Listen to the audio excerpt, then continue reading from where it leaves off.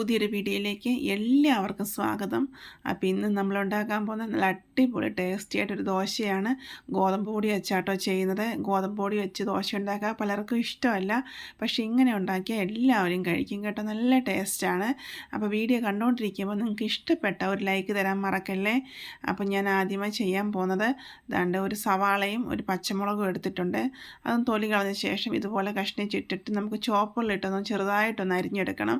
അപ്പോൾ ചോപ്പറിലാവുമ്പോൾ നമുക്ക് നല്ലതുപോലെ ചെറുതായിട്ട് തന്നെ അരിഞ്ഞെടുക്കാൻ പറ്റും. അപ്പോൾ ചോപ്പറിലിട്ട് നമുക്കൊന്ന് ഇത് അരിഞ്ഞെടുക്കാം.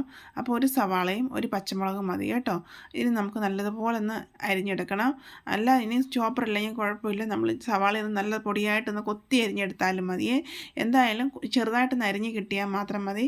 അപ്പം അതുകൊണ്ട് ഞാൻ നല്ല പൊടിയായിട്ട് തന്നെ അരിഞ്ഞെടുത്തിട്ടുണ്ട്. ഇതുപോലെ തന്നെ അരിഞ്ഞെടുക്കണേ. ഒരു ബൗൾ എടുത്തിട്ടുണ്ട്, അതിലേക്ക് നമുക്ക് ഗോതമ്പ് പൊടി എടുക്കാം. ഞാൻ ഈ തവിക്ക് 3 തവി ഗോതമ്പ് പൊടിയാണ് എടുക്കുന്നത്. അത് നമ്മുടെ ഇഷ്ടം, എന്തോരം വേണം അതനുസരിച്ച് എടുക്കാം കേട്ടോ. ആ 3 തവി ഗോതമ്പ് പൊടി ഞാൻ എടുത്തിട്ടുണ്ട്. അതിലേക്ക് ഞാൻ 1/4 ടീസ്പൂൺ ഉപ്പ് ഇട്ട് കൊടുത്തിട്ടുണ്ട്. ഉപ്പും കൂടി ഇട്ട് കൊടുത്ത ശേഷം നമുക്കൊന്ന് ഇളക്കി കൊടുക്കാം.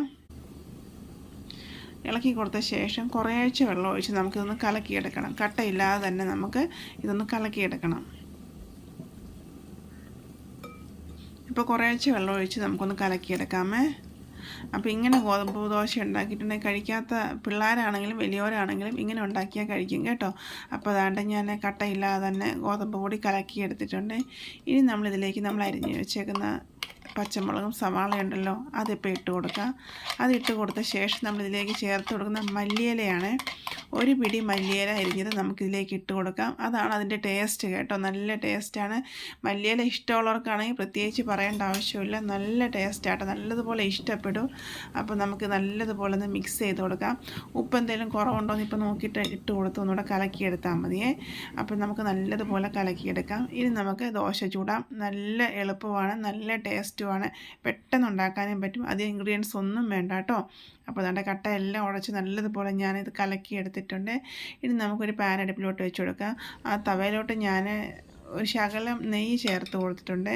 നെയ്യ് ഒന്ന് ചേർത്ത് കൊടുത്ത ശേഷം വേണം നമുക്ക് ഒരു തവി മാവ് ഒന്ന് ഒഴിച്ച് ഒന്ന് ഇതുപോലെ വട്ടം ചുറ്റിച്ച് കൊടുക്കാം. ഒരു പ്രാവശ്യം നമ്മൾ തവയ്ക്കകത്ത് നെയ്യ് ചേർത്ത് കൊടുത്താൽ പിന്നീട് നെയ്യ് ചേർക്കണ്ട. നമ്മൾ ഇനി ഇതിൻ്റെ മുകളിലോട്ട് നെയ്യ് ചേർത്ത് കൊടുക്കുന്നുണ്ട് കേട്ടോ. അപ്പോൾ നെയ്യ് തന്നെ ചേർത്ത് ഇതുണ്ടാക്കിയെടുക്കണം. നെയ്യ് കയ്യിലില്ല എന്നുണ്ടെങ്കിൽ കുഴപ്പമില്ല, ബട്ടർ ആയാലും മതി. പക്ഷെ നെയ്യ് ചേർത്തുണ്ടാക്കുമ്പോൾ നല്ല ടേസ്റ്റാട്ടോ. നല്ല ടേസ്റ്റ് എന്ന് പറഞ്ഞാൽ കറിയൊന്നും ഇല്ലാതെ തന്നെ നമുക്ക് കഴിക്കാൻ പറ്റും. അപ്പോൾ അതാണ് ഞാൻ ഇതിൻ്റെ മുകൾ ഭാഗത്തേക്ക് നെയ്യ് ചേർത്ത് കൊടുക്കും. നെയ്യൊക്കെ നമ്മുടെ ആവശ്യം ഇഷ്ടാനുസരണം നമുക്ക് നെയ്യ് ചേർത്ത് കൊടുക്കാം കേട്ടോ. നെയ്യ് ഇതുപോലെ ഒന്ന് അപ്ലൈ ചെയ്ത് കൊടുക്കണം. എന്നിട്ട് നമുക്ക് ഒരു സൈഡ് മുരിഞ്ഞ ശേഷം നമുക്ക് തിരിച്ചിട്ട് കൊടുക്കാം. നല്ല ടേസ്റ്റി ആയിട്ടുള്ള ഗോതമ്പ് ദോശ നമുക്ക് പെട്ടെന്ന് റെഡിയാക്കി എടുക്കാൻ പറ്റും.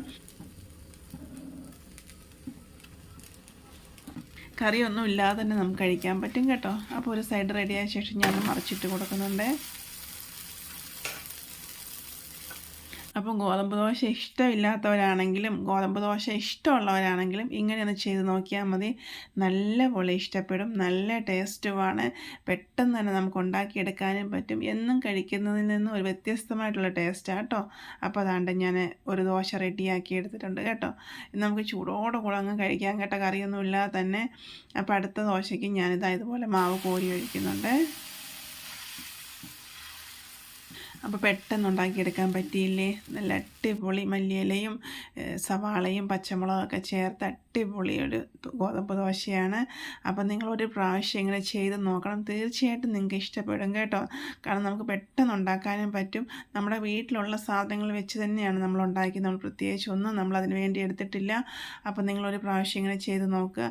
കുഞ്ഞുങ്ങൾക്കൊക്കെ ഇങ്ങനെ ഉണ്ടാക്കി കൊടുക്കുക, അവർക്ക് ഇഷ്ടപ്പെടും. ഇനി പിള്ളേർക്കൊക്കെ പച്ചമുളക് ഇടുന്നത് ബുദ്ധിമുട്ടാണെങ്കിൽ കുഴപ്പമില്ല, പച്ചമുളക് ഒഴിവാക്കിയ ശേഷം നിങ്ങൾക്ക് ഇതുപോലെ ചെയ്തെടുക്കാം. അപ്പോൾ ഒരു പ്രാവശ്യം ഇങ്ങനെ ചെയ്ത് നോക്കണം. വീഡിയോ കണ്ടിട്ട് ഇഷ്ടപ്പെട്ട ലൈക്ക് ചെയ്യാൻ മറക്കരുത്, കമൻസ് ഇടാൻ മറക്കരുത്. ഇതുവരെ സബ്സ്ക്രൈബ് ചെയ്തില്ല എന്നുണ്ടെങ്കിൽ ഒന്ന് സപ്പോർട്ടും കൂടെ ചെയ്ത് തരണം കേട്ടോ. അപ്പം ഞാൻ വേണ്ട ഇതിൻ്റെ കൂടെ ഇന്ന് കഴിക്കാൻ എടുത്തേക്കുന്നത് തക്കാളി ചട്നിയാണ്. അപ്പോൾ ഈ ദോശയുടെ കൂടെ നല്ല ടേസ്റ്റാട്ടോ തക്കാളി ചട്നി ആയാലും ഉള്ളി ചട്നി ആയാലും കൊള്ളാം കേട്ടോ. ഞാൻ തക്കാളി ചട്നിയാണ് എടുത്തേക്കുന്നത്. അപ്പം എന്തിൻ്റെ കൂടെ വേണമെങ്കിലും നമുക്ക് കഴിക്കാം. ഇനി ഒന്നും ഇല്ലെങ്കിലും കഴിക്കാം, കറി ഇല്ലെങ്കിലും കഴിക്കാം കേട്ടോ. അപ്പം വീഡിയോ കണ്ട് ഇഷ്ടപ്പെട്ട ലൈക്ക് ചെയ്യാനും മറക്കല്ലേ. അപ്പോൾ ഓക്കെ, ബൈ, താങ്ക് യു.